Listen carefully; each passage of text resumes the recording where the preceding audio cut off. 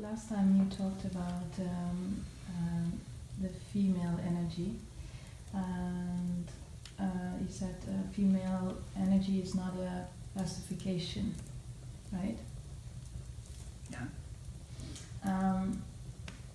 So could you explain a little bit more about that? Well, in my perception, I have noticed that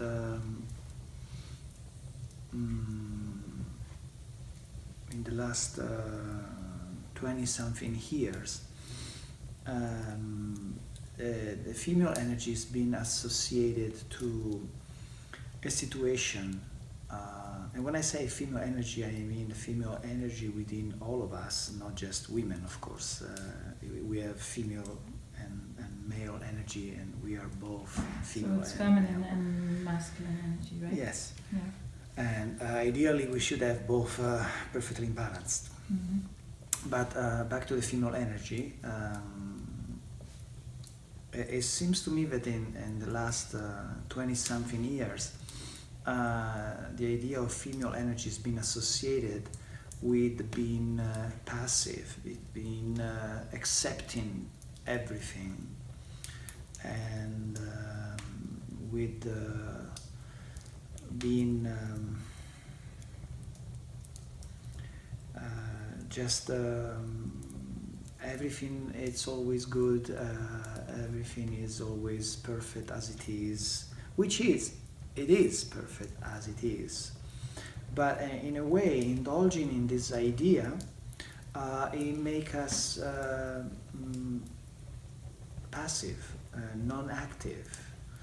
At this, we have also to add the idea of being judgmental, and there is a big confusion between judging.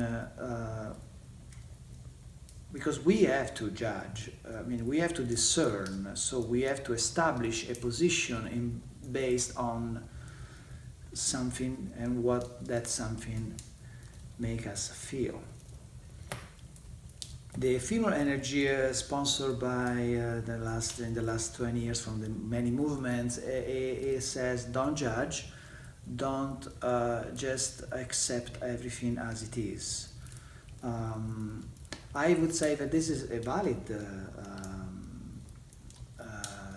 statement, but it is just the beginning of the process, not the whole process. Because if I always accept everything as it is, and I always don't judge, I won't even move from my bed in the morning, because I don't have any reason to take action.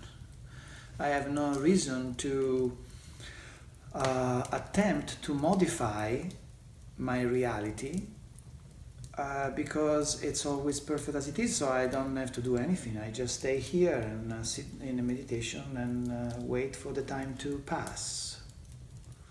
When there is an extreme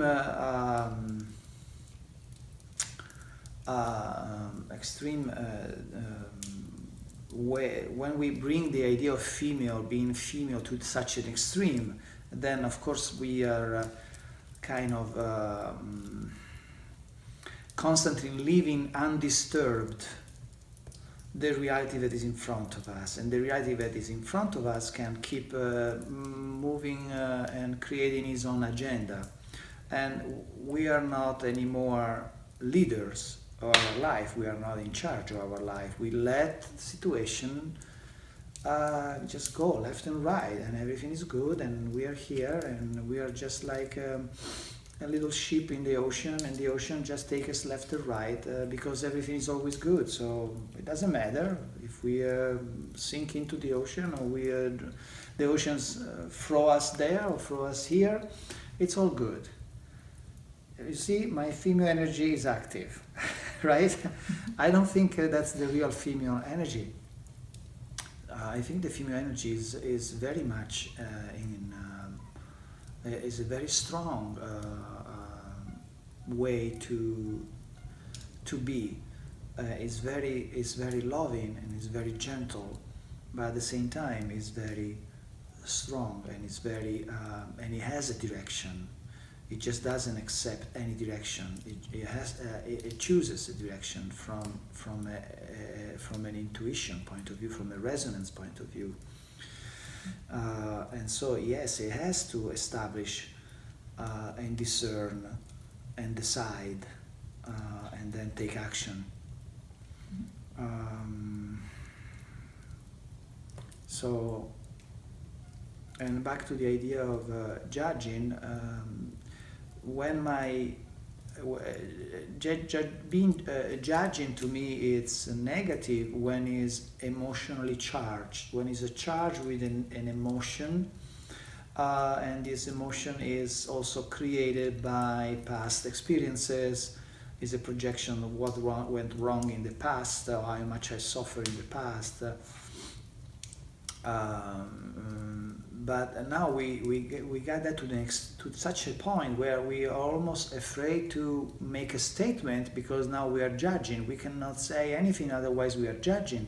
And again, we become passive. I don't judge. So, do you like it here? I cannot judge. Otherwise I become judgmental, right? How do you feel about this person?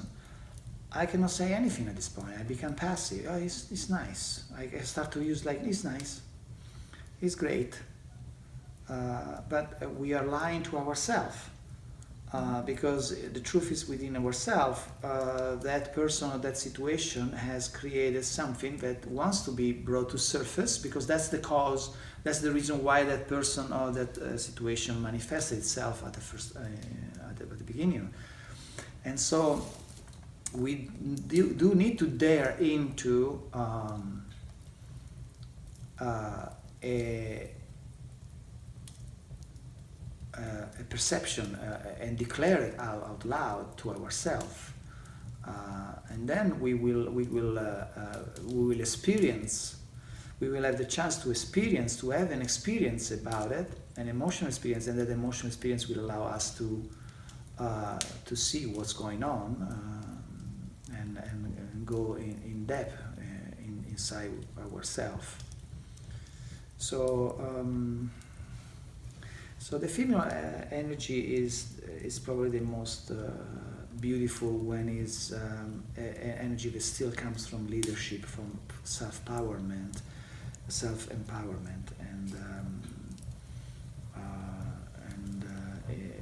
it has, of course, has to be balanced with the male energy. So I think this answers a little bit of your questions. Yeah.